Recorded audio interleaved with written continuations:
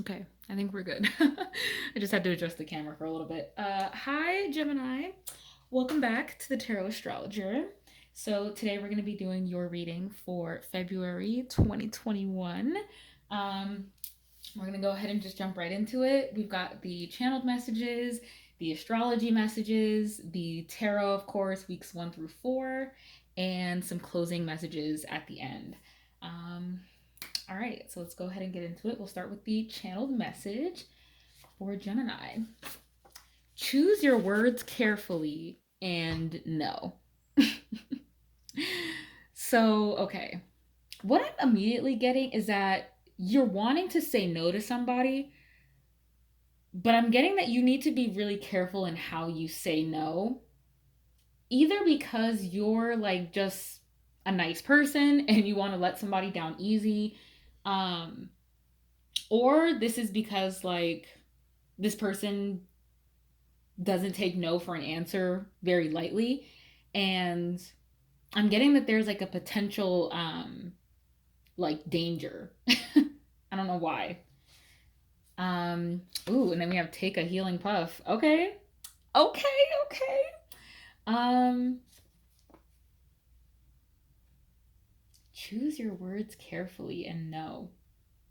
This could also be saying no to taking the healing puff. I feel like maybe there's gonna be like somebody who is offering you like something to smoke if you have like friends that you smoke with. Like, I'm getting to like just be careful about what you're smoking or like who you're smoking with. Very interesting energy here.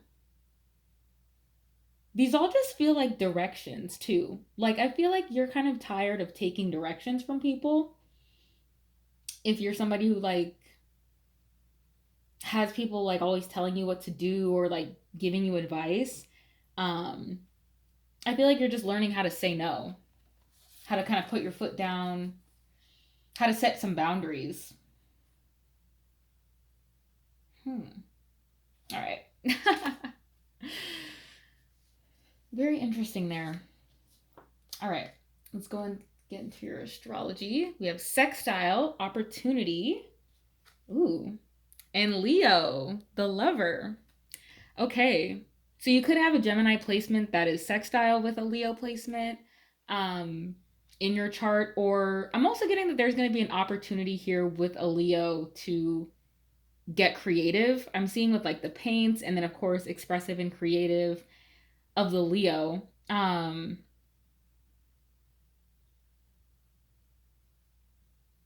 I feel like you're getting somebody to soften their heart and like open up to you a little bit more. I feel like there's going to be an opportunity that comes like some kind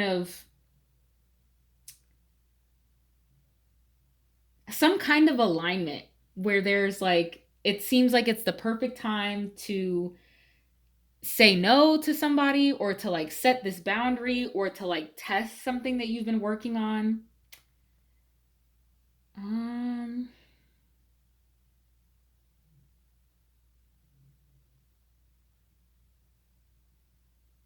okay. I'm also getting in February too, like you could be meeting somebody like a really like random kind of chance opportunity. Like it's gonna feel like, oh, if I hadn't gone to this place and if I hadn't done this thing, I feel like there's a sense of realizing that like all of the past things that you've done have kind of led you to this moment.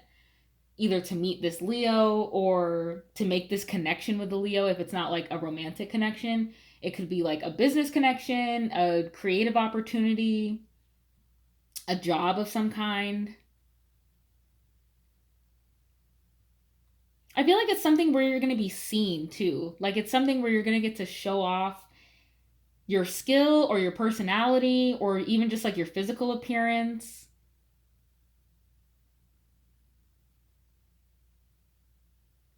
Okay.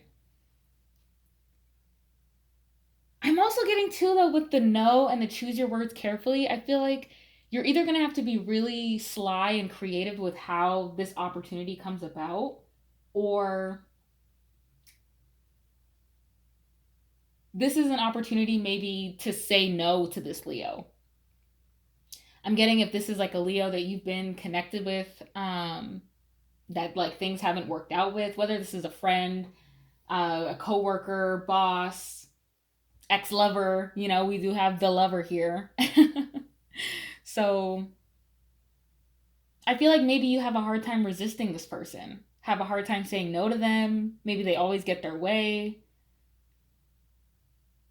That's kind of what I was picking up on with the choose your words carefully and no. I feel like maybe this Leo, which we can be, I'm a Leo, that maybe this Leo is very like sensitive and doesn't like being rejected. So I feel like you really have to play your cards right in how you reject this Leo. There's going to be an opportunity, like some kind of open door where you can like either get away with like not having to reject them and they just kind of like see themselves out, or you are going to like remember something or like have some kind of plan to approach rejecting this Leo.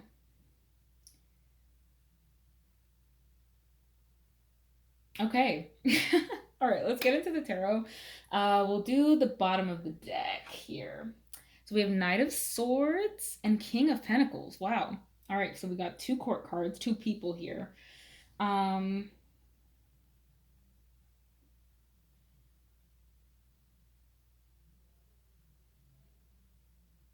so I'm getting that like we do have air energy, air and earth. I'm getting like Gemini and Virgo, where there's a need for like perfection and communication in a very particular way, in a way that like you almost have to be strategic with how you communicate with this King of Pentacles, because I'm feeling like the Knight of Swords is my Gemini, and they're kind of having to come towards somebody who's very stubborn, is kind of a brat. I'm getting like with this King of Pentacles, like kind of thinks that they have it all, and maybe they do, you know, and maybe they've earned it all, and congrats to them. But I feel like they're also kind of put themselves on like this little bit of a high horse and almost kind of look down on other people, look down on like the king and the queen, or they look down on the knight and the king. Oh my god, not the king. They look down on the knight and the page as if they weren't ever the knight and the page, you know? Like they had to progress through the page knight stages to get to that king spot. And I feel like this person maybe is taking advantage of that and like tends to kind of knock you down, or I'm also kind of getting like twisting your words, not receiving the message as you meant it to come across. So it could have led to some kind of argument or disagreement. Um, if it's not that, I'm also too getting that this is your opportunity to like land a job opportunity or to like really impress somebody in an interview. I'm getting that this is like some kind of interview that's happening and you're kind of going in nervous. Maybe this is kind of like the highlight of your month is like this new opportunity that you've come across. And it's nervous energy because you want it and you want to impress whoever it is that you're talking to. Part of me thinks that they've already kind of made up their mind about you though, but we'll get into the rest of the spread because this is already a lot right here with these two cards. Okay, show me week 1 for Gemini. We got the 8 of Swords reversed and the 5 of Pentacles. Okay. So I feel like you're going maybe into this, whatever this situation is, if it's like an interview, like I was saying, or having to like talk to somebody. I feel that you've been really nervous about how to approach the situation, kind of thinking that like you couldn't approach the situation or like there was no way out of it, like you just had to be stuck here. There was nothing you could say or there was nothing you could do. And I feel like you've kind of realized that that's not true. And part of you, it makes you nervous because I'm getting that there's going to be some kind of setback when you open up. Like I feel like it's not going to be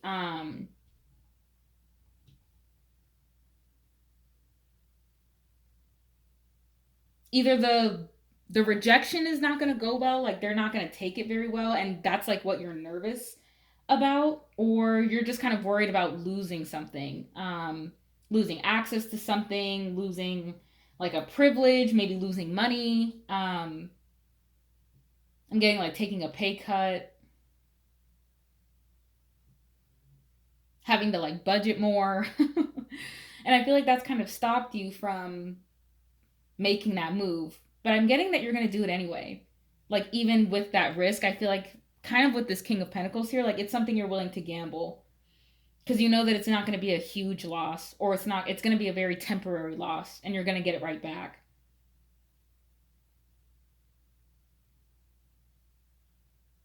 All right.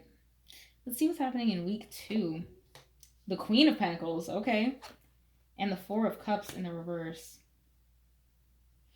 Okay, so I feel like this is you actually getting the job or feeling better now that you've done something.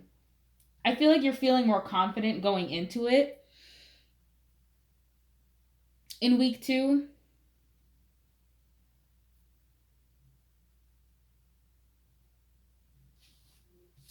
I just want to take a look at this.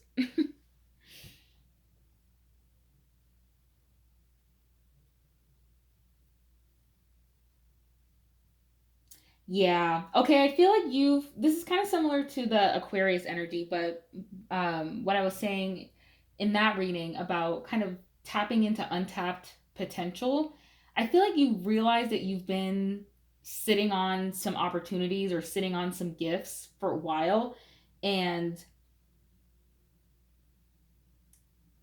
I feel like you just weren't in the mindset to like take it on just yet. But I feel like in week 2 that's going to change. You're gonna be like, okay, like I've exhausted all of these resources, like I've tried hard enough, like I'm not satisfied with what's in these cups. Like, let me see what you got. Because in the upright, it's like, oh, like I'm fine with like what I have, but I also don't want like anything new. It's just discontent all around. But this is like, okay, I'm fed up enough that I'm now willing to make a change and to tap into my abundance, my abundance as my birthright.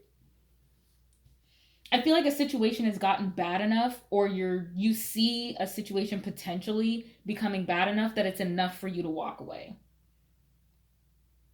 It's enough for you to like take off the blindfold and take whatever temporary loss might come from this, because you know that like there's going to be so much peace of mind after that.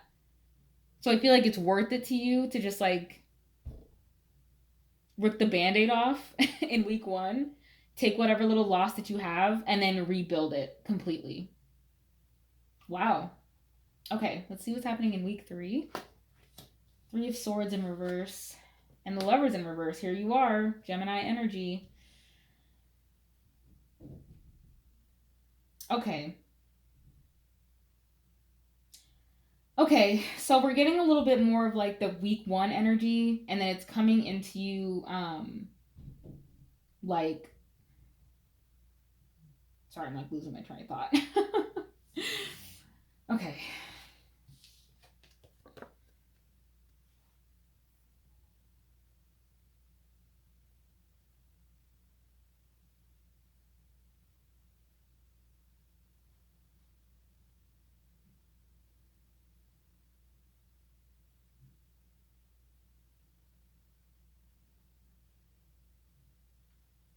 I feel like this is you actually accepting that, like, you can reject people and still be okay. And people can reject you and still be okay. I feel like this is you learning that, like, rejection is actually so temporary that whatever this fear that you had of it was, I feel like you're going to learn, like, in week 3 that it's actually not that bad. Because with these both being reversed, especially with the 3 of Swords being reversed, if this was upright, I would think that like, okay, you're like really distraught over this like separation, over this like ending of a relationship or a commitment of some kind. But with this being reversed, you're just kind of getting like, you know what? It sucks for a little bit, like it stings for a little bit, but these like king and queen energies are just very strong to me. Um And it's like, I'm going to be solid no matter what. You could be also connected to an earth sign. An earth sign could be helping you with this opportunity, or you could have very strong earth placements in your chart that really just help you stabilize. I'm getting also with this Gemini, like you kind of tend to overthink and maybe overanalyze situations. I feel like there's also a need to kind of come back to yourself. I need to journal, I'm getting. Like with the Three of Swords and the Lovers, I'm getting like you need to just journal it out or like do voice memos. Like there's some need to like communicate like what these feelings are so that you can like fully release them. Just getting them out of your system somehow, out of your brain and onto some kind of concrete thing, whether it's through poetry or through art, however you choose to express yourself. Um, do more of it. Just do more self expression.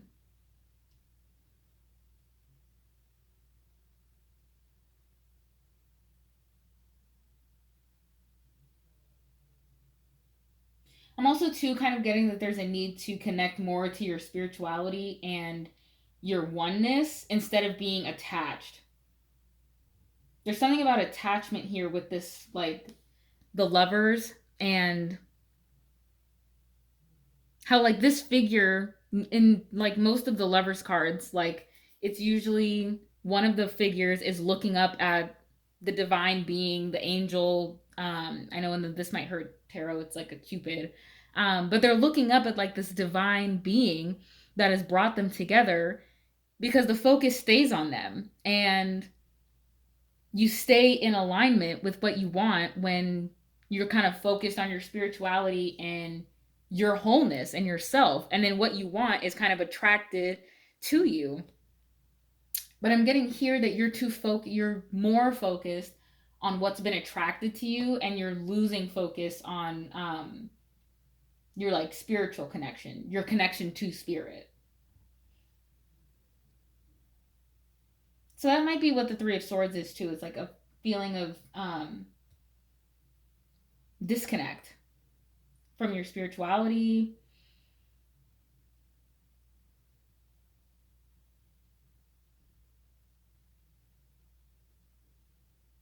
or just from yourself and what makes you feel whole. I'm getting like with, for some reason, like on this energy, I'm just picking up that like you've kind of had to be personable and like impress people a lot of the time, or you've had to like put your best foot forward and like show the best parts of yourself, that I feel like there's a fear of like showing your true self, or just the parts of your shadow self is what I mean.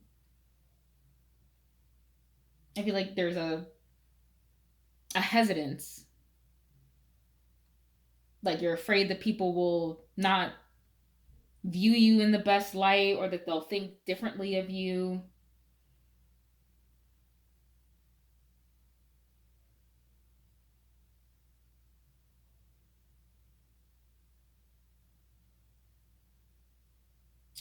But again, I feel like it does kind of come back to more of an insecurity, um, and not having that like whole connection with yourself, because we all have like spirit inside of us, and when you're connected to your divinity within, then you can be connected to everything without.